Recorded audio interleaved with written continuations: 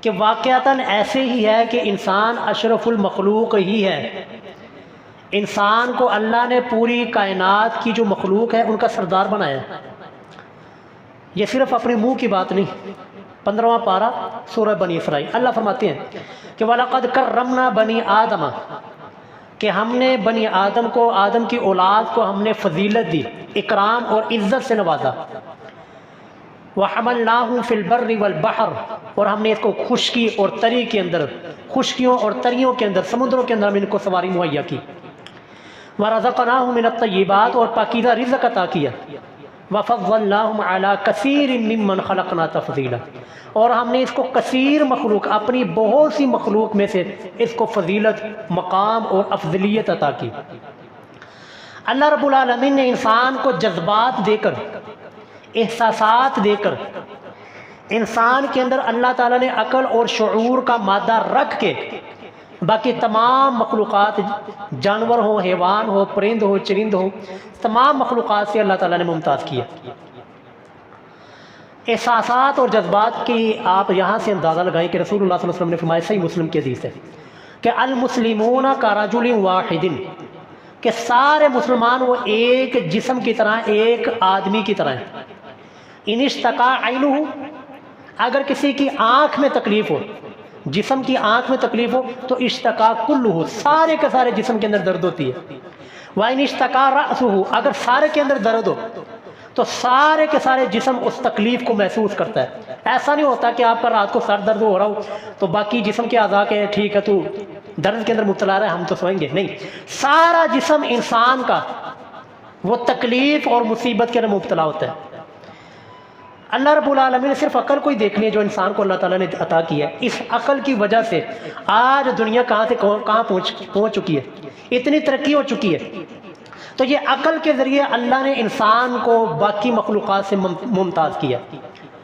یار عقل کو آپ ایک سائڈ پہ رکھ دیں، انسان کا ہاتھ دیکھ لیں، انسان کا جو ہاتھ ہے، اگر یہی ہاتھ یہ ہرن کے پاس ہوتا تو ہرن سر کبھی شیر کا کبھی شکار نہ بنتی۔ وہ شیر کا شکار بنتی ہی اس لیے ہے کہ اس کے پاس ہاتھ نہیں ہے۔ ہمارے ہاتھ کے اندر چھوٹی سی ایک گن اور پسٹل ہی ہو یا چھوٹی سی ایک چھڑی کیوں نہ ہو، ہم بڑے بڑے جانوروں کو مسخر کر لیتے ہیں، بڑے بڑے جانوروں کو ہم اپنے تابع کر لیتے ہیں، بڑے بڑے جانوروں کو آگے لگا لیتے ہیں۔ یہ صرف اللہ تعالیٰ نے جو انسان کو ایک ہاتھ دیا نا، اس ہاتھ کی قوت اور طاقت یہ ہے، باقی وجود کی بات نہیں کر رہا، صرف ایک ہاتھ کی، کہ اسی ہاتھ کی وجہ سے انسان نے کتنی چیزوں کو ایجاد کیا، کتنی چیزوں کو بنایا۔ اسی شیر جو انسان کا شکار کرنے کے لیے آتا ہے، اسی شیر کو پنجرے میں ڈالنے کے لیے انسان نے اس ہاتھ کا استعمال کیا، اسی شیر کو پنجرے کے اندر ڈال دے اس ہاتھ کی وجہ سے۔ تو خیر، عرض کرنے کا مقصد یہ کہ اجتماعی طور پر پوری کی پوری انسانیت کو اللہ رب العالمین نے اشرف المخلوق قرار دیا ہے کہ وَلَقَدْ كَرَّمْنَا بَنِي آدم، کہ ہم نے بنی آدم کو فضیلت عطا کی، بنی آدم کو مقام عطا کیا ہے۔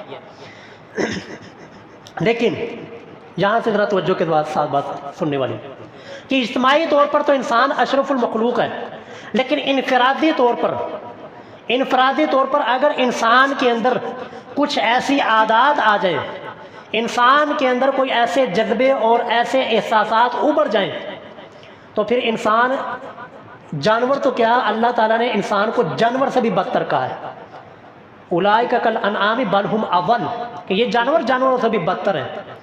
اگر یہی انسانی عقل وہ اپنے زاویے سے اور اپنی حد سے ہٹ جائے، پھر اسی عقل کے ذریعے انسان اپنے حقیقی بھائی کا گلا کاٹ دیتا ہے۔ حالانکہ جانوروں کے اندر آپ نہیں دیکھیں گے کہ وہ بھائی کو قتل کر رہا ہو، ایسا نہیں آپ دیکھیں گے، لیکن انسان اگر اپنی حد سے کراس کر جائے، انسان کی عقل اپنی حد کو کراس کر جائے، پھر یہی انسان اپنے ہی حقیقی بھائی کا گلا بھی کاٹنے کے لیے تیار ہو جاتا ہے۔ اپنے ہی باپ کو، جو کہ انسان کے دنیا کے آنے کا سبب بنا ہے، اسی باپ کو قتل کر دیتا ہے جائیداد کی وجہ سے، زمینی جھگڑوں کی وجہ سے انسان کیا کچھ نہیں کرتا۔ تو اسی عنوان اور اسی چیز کو لے کر سورہ النمل کے اندر اللہ رب العالمین نے 2 کریکٹر اور 2 کرداروں کا ذکر کیا، جن کی روشنی میں ہم سمجھیں گے کہ انسان کو تو اللہ تعالیٰ نے اشرف المخلوق بنایا تھا، عقل عطا کی تھی، اس انسان کے اندر جذبات اور احساسات رکھے تھے، اس انسان کے اندر درد کو محسوس کرنے کا مادہ اللہ نے رکھا تھا، اور محبوب علیہ السلام یہ فرما کر گئے تھے المسلمون کرجل واحد، کہ مسلمان ایک جسم کی طرح ہیں۔ وہ دو کردار اور دو کریکٹر، ایک کریکٹر ہے جی ہدہد کا، دوسرا کریکٹر ہے جی چیونٹی کا۔ آپ نے واقعات تو کئی مرتبہ سنے ہوں گے، لیکن واقعات سے جو اسباق ملتے ہیں، جو سبق نکلتے ہیں، اور جو ہمارے موضوع کے متعلق ہے، وہ میں نے انشاءاللہ آپ کے سامنے عرض کرنا ہے۔ سب سے پہلے ہم لیتے ہیں جی ہدہد کو۔ ہدہد حضرت سلیمان علیہ السلام، اللہ کے پیغمبر حضرت داؤد علیہ السلام کے بیٹے ہیں۔ راستے میں سفر کر رہے ہیں، سفر کے دوران حضرت سلیمان علیہ السلام حاضری لگاتے ہیں اپنے لشکر والوں کی، دیکھا کہ جو ہدہد غائب ہے، تو قرآن نے نقشہ کیا چاہا تفقدت طیرا فقال ما لی لا اری الہدہد، کہ سلیمان علیہ السلام فرماتے ہیں مجھے کیا ہو گیا کہ مجھے ہدہد نظر نہیں آ رہا، اپنی فوج کے باقی سارے کے سارے مجاہدین کو میں دیکھ رہا ہوں، اپنے لشکر والوں کو دیکھ رہا ہوں، لیکن ان لشکر والوں میں مجھے ایک ہدہد پرندہ نظر نہیں آتا۔ کیوں نہیں نظر آتا؟ کیا ضرورت پڑ گئی تھی؟ ہدہد کی کیا ضرورت پڑ گئی تھی حضرت سلیمان علیہ السلام کو؟ باقی لاکھوں کا لشکر موجود ہے، لیکن ایک ہدہد کی کیوں ضرورت پیش آئی تھی؟ اس لیے کہ مورخین نے لکھا ہے کہ یہ ہدہد کا کام تھا کہ پانی کو تلاش کرنا۔ اللہ تعالیٰ نے اس کو چونچ دی ہے، اس چونچ کے ذریعے یہ درختوں کو بھی چیر پھاڑ دیتا ہے، تو اس کا کام تھا کہ زمین کو کھود کر پانی کا پتہ چلانا، پانی کا پتہ لگانا اس کا کام تھا۔ تو سلیمان علیہ السلام کا لشکر جہاں پر اترا تھا وہاں پر اب پانی کی ضرورت تھی، ہدہد کو تلاش کیا، ہدہد وہاں پر نہیں ہے۔ تو حضرت سلیمان علیہ السلام فرماتے ہیں کہ یا تو اب ہدہد یا تو کوئی مؤثر بہانہ اور غیر حاضری کا کوئی اتھینٹک بہانہ لے کر آئے، ورنہ پھر لأعذبنہ عذابا شدیدا او لأذبحنہ، یا تو پھر اس کو ذبح کر دیا جائے گا، یا پھر یہ کہ اس کو سخت سزا دی جائے گی کہ ایک امیر کی اجازت کے بغیر، نبی کی اجازت کے بغیر وہ غیر حاضر کیوں آئے۔ یہ اتنی یعنی کہ وقت اور اتنا معیار ہے جی جہاد کے اندر امیر کی اطاعت کا، کہ امیر کی اجازت کے بغیر ایک پرندہ بھی اگر غیر حاضر ہو تو وقت کا پیغمبر بھی کہہ دے جی اگر یہ کوئی صحیح طور پر یہ بہانہ پیش نہ کر سکا کہ غیر حاضری کی وجہ بیان نہ کر سکا، تو یا تو اس کو ذبح کر دیا جائے گا یا پھر اس کو سخت سزا دی جائے گی۔ خیر تھوڑی دیر گزرتی ہے، ہدہد آ جاتا ہے۔ ہدہد آ کر حضرت سلیمان علیہ السلام اپنے ہاتھ سے پکڑتے ہیں اور پوچھتے ہیں ہدہد میری اجازت کے بغیر تو کیوں غیر حاضر ہوا؟ اپنے لشکر میں سے تو اپنی ڈیوٹی کو چھوڑ کر تو کدھر گیا تھا؟ ڈیوٹی تو یہ تھی کہ پانی کو تلاش کرنا ہے، لیکن تو کہاں گیا تھا؟ تو جی ہدہد حضرت سلیمان علیہ السلام کے سامنے جو بات پیش کرتا ہے اور جو اپنی غیر حاضری کی وجہ بیان کرتا ہے، وہ وجہ میں نے آپ کے سامنے رکھ کر پھر فیصلہ کرنا جی انسان اشرف المخلوقات ہے یا کہ جن کو ہم غیر ذوی العقول کہتے ہیں، جن کو ہم کہتے ہیں ان کو عقل نہیں ہے، یا وہ اشرف المخلوق ہے۔ تو ہدہد کہتا ہے جی اے پیغمبر سلیمان احط ما لم تحط به، کہ میں آپ کے پاس وہ خبر لے کر آیا ہوں، میں آپ کے پاس وہ چیز لے کر آیا ہوں جس کا آپ کو بھی علم نہیں ہے، جس کا آپ کو بھی پتہ نہیں ہے۔ ایسا یہ بھی پتہ چلا کہ انبیاء کرام جب تک اللہ وحی نہ کرے، جب تک اللہ کسی چیز کے بارے میں معلومات نہ دے تو وہ چیز نبی کے علم میں بھی نہیں آتی۔ ہدہد کیا کہتا ہے احط بما لم تحط به، میں آپ کے پاس وہ خبر لے کر آیا ہوں، وہ چیز آپ کے ساتھ شیئر کروں گا جس کا خبر کا آپ کو بھی علم نہیں ہے۔ وہ خبر کیا دی؟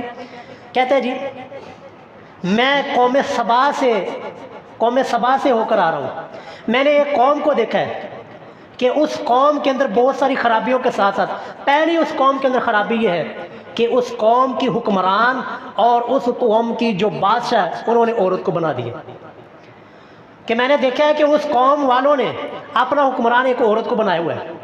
اب یہ دیکھیں جی ہدہد جب کلام کر رہے ہیں، ہدہد بھی سمجھتا ہے، جانور بھی سمجھتا ہے کہ حکومت کا حق اور بادشاہت کا حق، مردوں کے اوپر حکومت کا حق صرف مرد کو ہے، عورت کو حکومت کا حق کوئی حاصل نہیں ہے۔ یہ اسلام نے زیادتی نہیں کی، یہ اسلام نے حقوق بتائے کہ عورت کا حقوق کیا ہے، مرد کا حق کیا ہے۔ تو ہدہد بھی کہتا ہے کہ اے نبی سلیمان میں آپ کے پاس وہ خبر لے کر آیا ہوں، کہ خبر کیا ہے جی؟ پہلے نمبر پر تو میں نے اس قوم کی خرابی یہ دیکھی ہے کہ اس قوم کی بادشاہ اور حکومت ایک عورت کے ہاتھ میں ہے۔ صرف یہی نہیں، اگلی خرابی اس قوم کے اندر یہ کیا ہے، یسجدون للشمس من دون اللہ، کہ دوسری خرابی یہ ہے کہ وہ ساری کی ساری قوم اور اس کی بادشاہ عورت وہ اللہ کو چھوڑ کر، رب کو چھوڑ کر وہ سورج اور چاند اور غیر اللہ کی عبادت کر رہے ہیں۔ وہ سجدہ رب کی بجائے غیر اللہ کو کر رہے ہیں، اپنی پیشانی رب کے سامنے جھکانے کی بجائے وہ سورج اور چاند اور سیاروں اور ستاروں کے سامنے اپنی پیشانی کو رکھ رہے ہیں۔ کون کہہ رہا ہے جی؟ ہود کہہ رہا ہے۔ کن کو کہہ رہا ہے؟ حضرت سلیمان علیہ السلام۔ اب میں آپ کے سامنے سوال رکھتا ہوں، یار جو یہ سجدے کر رہے تھے، جو اللہ کے علاوہ کسی اور کے سامنے جھک رہے تھے، یہ کون تھے؟ انسان تھے۔ اور جو کہہ رہے کہ ان کو سجدہ اللہ کے علاوہ کسی کے اوپر آگے پیشانی نہیں جھکانی چاہیے، اللہ کے علاوہ کسی اور کے سامنے نہیں جھکنا چاہیے، یہ کون کہہ رہا ہے؟ ہود۔ اشرف المخلوق کون ہے؟ انسان۔ لیکن اشرف المخلوق کا جو معیار اور کریکٹر ہونا چاہیے تھا وہ سر ہود بیان کر رہے ہیں۔ ہود کہہ رہا ہے کہ ان ظالموں کو پیشانی رب نے دی ہے، ان کو وجود اللہ نے دیا ہے اور ان کے اوپر نعمتیں اللہ نے نچھاور کی ہیں، لیکن یہ ظالم اللہ کے سامنے جھکنے کی بجائے، اللہ کے سامنے پیشانی کو رکھنے کی بجائے، یہ ظالم اللہ کو چھوڑ کر غیر اللہ سورج چاند اور سیاروں کے سامنے جھک گئے۔ یہ اللہ یسجدون للہ، یہ اللہ کو کیوں نہیں سجدہ کرتے؟ اس واقعے کی بنیاد پر میں اس معاملے میں بڑا متردد ہوتا ہوں کبھی کبھی کہ یار یہ کیا معاملہ ہے؟ اللہ تو فرمایا کہ وَلَقَدْ كَرَّمْنَا بنی آدم، ہم نے بنی آدم کو فضیلت دی ہے، ہم نے مقام بنی آدم کو دیا ہے، عقل ہم نے آدم علیہ السلام کی اولاد انسانیت کو دی ہے، اور اتنے شرف اور کرم کے ساتھ ہم نے اولاد آدم کو ہم نے نوازا ہے، مخلوقات کا سردار ہم نے اولاد آدم کو بنایا ہے، انسان کو بنایا ہے۔ لیکن یہاں پر ہم دیکھتے ہیں تو انسانیت کا کردار تو یہ ہے کہ وہ غیروں کے سامنے سر جھکائے، اور جس کو ہم کہتے ہیں یہ اشرف المخلوق نہیں ہے، یہ غیر ذوی العقول ہے۔ اس کے لیے جانوروں کے لیے یہ لفظ بولا جاتا ہے غیر ذوی العقول، یعنی عقل والے نہیں ہیں، اور جن کے بارے میں ہمارا یہ گمان ہے ان کے پاس عقل نہیں ہے، یہ غیر ذوی العقول ہے۔ وہ دیکھیں کتنی عقل مندی کی بات اس نے کی ہے کہ اللہ یسجدوا للہ، کہ یہ ظالم اللہ کو کیوں نہیں سجدہ کرتے، کہ اللہ الذی یخرج الخبء فی السماوات والارض۔ یار یہ ہود کی بولی، ہود کی یہ توتری سی زبان اللہ کو اتنی پسند آئی، ہود کا توحید بیان کرنا اللہ کو اتنا پیارا لگا، اللہ نے ہود کی یہ جو بولی تھی اس کو قرآن بنا کر اللہ نے محمد رسول اللہ پہ نازل کر دیا صلی اللہ علیہ وسلم۔ یہ آپ اس بات سے اندازہ لگائیں کہ رب العالمین کو توحید کتنی پیاری ہے اور کتنی اللہ تعالیٰ کو محبوب ہے توحید بیان کرنا، کہ ہود کی بولی ہے، ہود گفتگو کر رہا ہے، ہود کلام کر رہا ہے، اللہ اس ہود کی بولی کو، کلام کو اپنا کلام بنا کر حضرت محمد مصطفیٰ کے اوپر نازل کر رہا ہے، اور قیامت تک انسانوں کے لیے یہ لازم اور ضروری کر دیا، جب تک تم ہود کی بتائی ہوئی توحید کو نماز کے اندر نہیں پڑھو گے، نہیں بیان کرو گے، تمہارا قرآن ہی مکمل نہیں ہوگا۔ ایسا ہو سکتا جی تراویح کے اندر قاری صاحب کہ نہیں یہ ہود کی بولی ہے، یہ ہود کا کلام ہے، میں اس کو نہیں پڑھوں گا، وہ قرآن ہی مکمل نہیں ہوگا۔ قرآن مکمل ہونے کے لیے ہود کی جو توحید ہے، جو ہود نے نبی سلیمان علیہ السلام کے سامنے بیان کی تھی، وہ پڑھنا ضروری ہوگا۔ کتنی اللہ تعالیٰ کو توحید محبوب ہے، کتنی اللہ تعالیٰ کو توحید پیاری ہے۔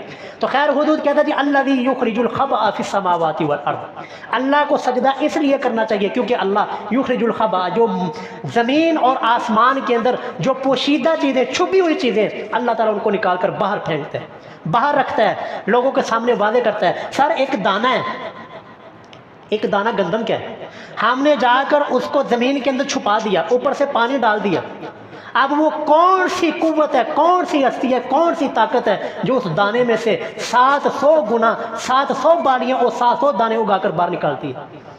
ہم جب جاتے ہیں دانے کو ہم نے اسی طرح بے ترتیب پھینک دیا، ہم نے دیکھا اس دانے کا منہ نیچے کی طرف ہے، اوپر کی طرف ہے، دائیں ہیں یا بائیں ہیں، ہم بکھیر کر آگے۔ یار وہ کون سی ہستی ہے، وہ کون سی قوت اور طاقت ہے کہ جس نے سارے بکھرے ہوئے اور بے ترتیب دانوں کو ایک ترتیب کے ساتھ نکالتا ہے، کہ ہر دانے کی، ہر کومپل کا منہ اوپر کی طرف ہوتا ہے۔ کبھی آپ نے ایسا دیکھا ہے کہ کوئی دانہ آپ پھینک کر آئے ہو، اس دانے کا کومپل اوپر کو نکلنے کی بجائے وہ نیچے کو چلی گئی ہو؟ وہ کون سی ذات ہے؟ ایک رب کی، الذی یخرج الخبء فی السماوات والارض۔ وہ توحید ہے جو کہ ہود نے سلیمان علیہ السلام کے سامنے بیان کی تھی، کہ ان ظالموں کو اس رب کے سامنے جھکنا چاہیے کہ جس رب نے زمین اور آسمان کی مخفی چیزیں، چھپی ہوئی چیزوں کو اللہ تعالیٰ ترتیب کے ساتھ باہر نکالتے ہیں۔ وَيَعْلَمُ مَا تُخْفُونَ وَمَا تُعْلِنُونَ، اور اللہ جو انسان اپنے دل کے اندر چیز چھپا لیتا ہے اور جو انسان اپنے دل سے چیز کو زبان سے باہر نکالتا ہے اس کو بھی اللہ جانتا ہے۔ اور تیسرے نمبر پر فرمایا اللہ لا الہ الا اللہ، اللہ لا الہ الا ہو، اللہ کے علاوہ کوئی معبود نہیں ہے، اللہ کے علاوہ کوئی سجدے کے لائق نہیں، کوئی عبادت کے لائق نہیں ہے۔ یہ جی ہدہد کی بولی، ہدہد کی توحید ہے، جو حضرت سلیمان علیہ السلام کے سامنے اس نے بیان کی ہے۔ تو اس واقعے کی بنیاد کے اوپر میں بڑا پریشان ہوتا ہوں کہ یار یہ کیا معاملہ ہے؟ عقل والی مخلوق تو غیروں کے سامنے جھکے، اور غیر عقل جس کو ہم کہتے ہیں عقل نہیں جانور ہے، اس کی زبان کے اوپر توحید کے نعرے ہوں، اس کی زبان کے اوپر توحید کے ترانے ہوں، تو پھر بھی ہم کہیں کہ انسان اشرف المخلوق ہے، انسان اعلیٰ ہے۔ نہیں سر، انسان مجموعی طور پر اشرف المخلوق ہے، لیکن اگر انسان اپنے معیار سے گر جائے، اپنا معیار خود تباہ کرے، اپنی وقت خود تباہ کرے، پھر وہ انسان اشرف المخلوق نہیں بلکہ جانوروں سے بھی بدتر ہوتا ہے۔ اب وہ جو مخلوق جو کہ قوم اللہ کے علاوہ کسی اور کے سامنے جھک رہی تھی، وہ جانور نہیں، جانوروں سے بھی بدتر ہے، وہ ہدہد سے بھی بدتر ہے کہ جس ہدہد کو تو سمجھ آئی کہ اپنی پیشانی رب کے علاوہ کسی کے سامنے نہیں جھکانی، لیکن یہ بات ان لوگوں کو سمجھ نہیں آئی۔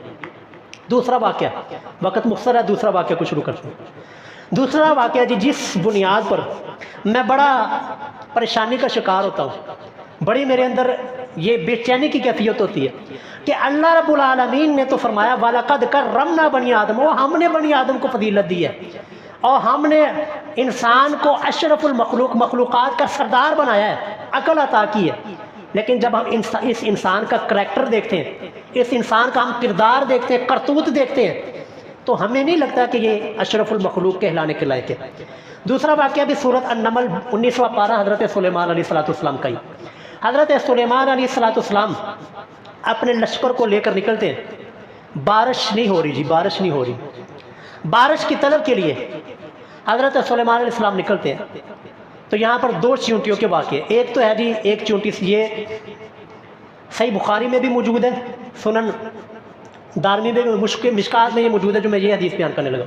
مشکات میں، سنن دارقطنی میں، مشکات کے حدیث کا نمبر 1510 1510 کہ حضرت سلیمان علیہ السلام بارش کی دعا کے لیے نکلے، اور آگے سے دیکھا کہ ایک چونٹی اپنی نحیف سی، اپنی کمزور سی ٹانگیں اٹھا کر رب کے سامنے جوڑی پھیلائی ہوئی ہے، اور وہ بارش کی دعا کر رہی۔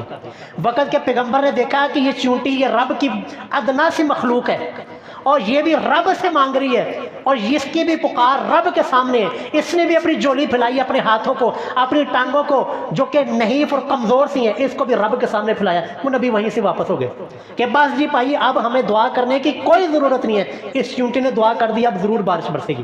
تو حدیث کے الفاظ ہیں جی اسی وقت بارش برسنا شروع ہو گئی۔ یہ چونٹی ہے جی چھوٹی سی، جس کو ہم مسل دیتے، مار دیتے، جس کو ہم کہتے ہیں غیر ذوی العقول۔ اسی طرح قرآن کریم کے اندر بھی یہ واقعہ منقول ہے کہ حضرت سلیمان علیہ السلام بارش کے لیے نکلتے ہیں، بارش کے لیے نکلتے ہیں تو دیکھا کہ آگے سے چیونٹیوں کی ایک بستی شروع ہوتی ہے۔ ایک چیونٹی جو کہ چیونٹیوں کے سردار ہے، وہ ایک اونچی جگہ کے اوپر ہے، اس نے دیکھا حضرت سلیمان علیہ السلام کا لشکر آ رہا ہے۔ سلیمان علیہ السلام اپنے لاؤ لشکر سمیت تشریف لا رہے ہیں۔ ادھر سے اپنی ساری کی ساری چیونٹیوں کو اپنے بستی والیوں کا آواز دیتی، یا ایھا النمل ادخلوا مساکنکم، اے چیونٹیوں اپنی اپنی بلوں میں گھس جاؤ۔ کیوں گھسنا ہے جی؟ کیونکہ لا یحطمنکم سلیمان وجنودہ وہم لا یشعرون، ایسا نہ ہو کہ کہیں سلیمان اور سلیمان علیہ السلام کے لشکر والے وہ تمہیں اپنے پاؤں سے روند ڈالیں اور ان کو پتہ بھی نہ چلے، کیونکہ تم بہت چھوٹی مخلوق ہو سکتا ہے کہ تم ان کو نظر نہ آؤ۔ اتنی خیر خواہی کرتی ہے کہ اپنی بستی والوں کو، اپنے ہم اسروں کو کہتی جی اپنے اپنے بلوں میں گھس جاؤ، لہذا تاکہ تم کسی بھی نقصان سے بچ جاؤ، کسی بھی جو بھی نقصان ہونے والا اس سے بچ جاؤ۔ یہ کس کا کردار ہے جی؟ کس کا کریکٹر ہے جی؟ چیونٹی کا۔ کس کا جی؟ چیونٹی کا۔ آج ہم اشرف المخلوق کو بھی ذکر کریں، جس کو اللہ فرماتے ہیں وَلَقَدْ كَرَّمْنَا بَنِي آدم، کہ ہم نے بنی آدم کو فضیلت دی ہے، بنی آدم کو ہم نے عقل دی ہے۔ یار غیر ذوی العقول جس کے اندر عقل نہیں ہے، شعور نہیں ہے، اور اشرف المخلوق نہیں ہے، مخلوق کا سردار نہیں ہے، اس کا یہ کریکٹر ہے کہ وہ اپنے ہم اسروں پر، اپنے جیسی چیونٹیوں کے اوپر آنے والی تکلیف اس کو برداشت نہیں، فوراً سے آرڈر کرتی ہے بلوں کے اندر گھس جاؤ، کہیں ایسا نہ ہو کہ تم تکلیف کے اندر مبتلا ہو جاؤ۔